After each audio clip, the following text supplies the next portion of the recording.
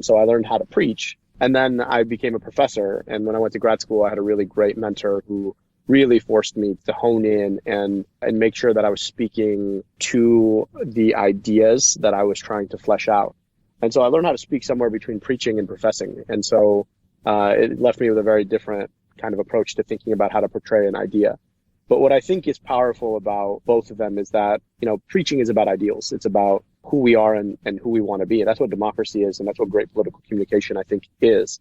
Professing, though, is about really identifying a train of logic and helping people to fill in the gaps so that they own that logic themselves. And I think great political communicators are also teachers, right? They can help people understand an issue better and why a solution is the right solution to an issue. There's a lot of noise in this political moment, and there's not a lot of room to get it right. And so our politicians are struggling in this moment just because they're competing with so much else. And because, the longer form kinds of communications are just absent. You read about the Lincoln Douglas debates, and they were like 4-hour ordeals, and you just don't have 4 hours.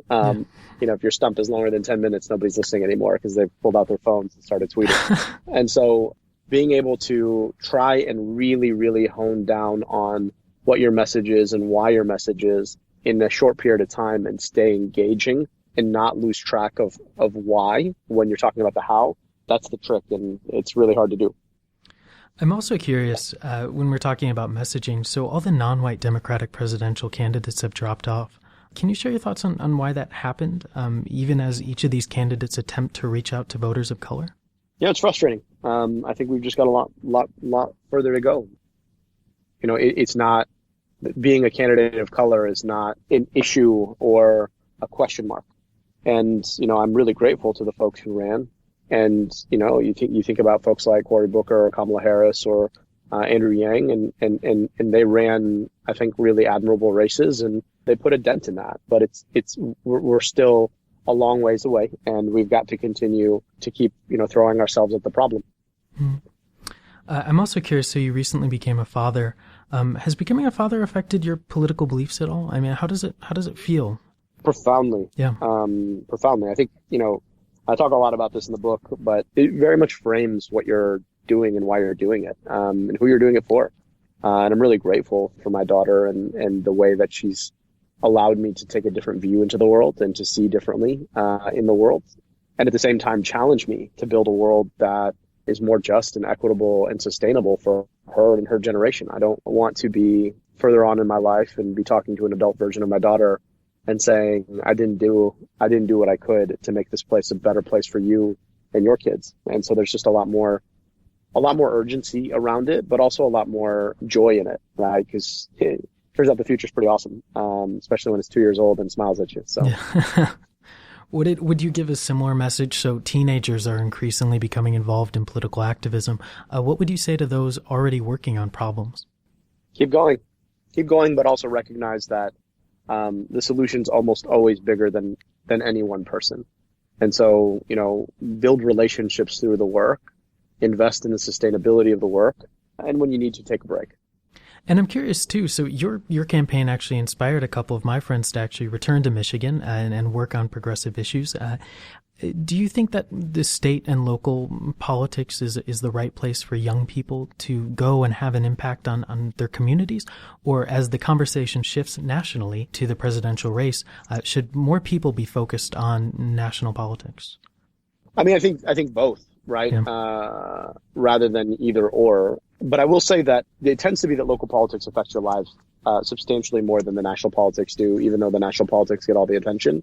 And local politics often have solutions. Like, you can actually fix the problem relatively easily if you're willing to really throw yourself at it. And that is really fulfilling. And I recommend folks are invested. I also think that folks should invest in problems with national implications, right? There are always a local version of a national problem. And I think the sweet spot is finding that local version of a national problem, throwing yourself at it, see if you can fix it. And in doing that, you're not only fixing a problem for people in your community, but you're also setting a precedent that the problem can be fixed. And that story resonates on to help solve the problem nationally as well. And so do you have any advice? So you obviously faced a political loss in the past 2 years. When those young people encounter their failure, how do they push on? wake up the next day, lick your wounds, and keep going, right? At the end of the day, our time in this game, our opportunity on this earth, it's limited, right? We're all, in the end, finite. And so my sense isn't that your life and your work is measured by the wins and losses. My sense is that it's measured by the blood, sweat, and tears and time that you put in. And so, win or loss, there is tomorrow, right? And at some point, there's not going to be a tomorrow for you or for me or for any of us. And so I always think about it in the broad sweep of time that, like, we're lucky to be here, to be able to do work that matters, and putting in, again, tomorrow, that's the battle. So folks should take that long view and realize that, even if you may not live to see the victory, that, having had your hands on it was a part of doing that. And on that inspirational note, we'll end.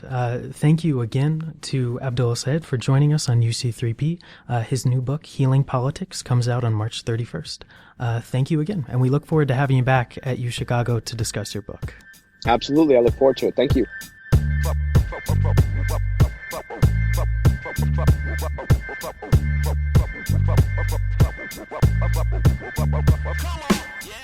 And that's a wrap on another episode of UC3P. Credits go to Sowmya Karun for producing and engineering, Jacob Leppek for interviewing, and me, David Raban, for editing. Special thanks to the Institute of Politics for bringing Dr. El-Sayed to the University of Chicago. Our assistant production managers are Arjun Mota, Olu Ogidan, Sowmya Karun, and Suo Wu. Our communications director is Thomas Kresnation. Our finance director is Donovan Harvey. Our publisher is Yaning Wang. Our intro music is Knockout 2 by Datubi, and our outro music is Yes Yes Y'all by Matt Large. Our cover art was designed by Shirin Raban. If you want to hear more podcasts, check out our website, uc3p.org. And if you want to contact us, our email is theuc3p@gmail.com. And if you haven't already, please remember to subscribe on your favorite podcast platform. My name is David Raban, and stay tuned. We'll be back next week talking about anti-Semitism with former U.S. Congresswoman Shelley Berkeley.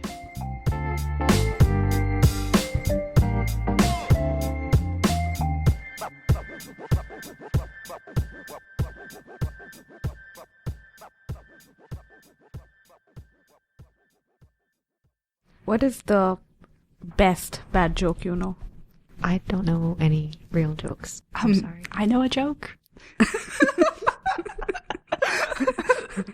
Other than yourself. Ooh, that was a good one. It's a really bad one, though. Go ahead. That was the point. Why does the golfer wear 2 pairs of pants? It's a question. In case he pees himself?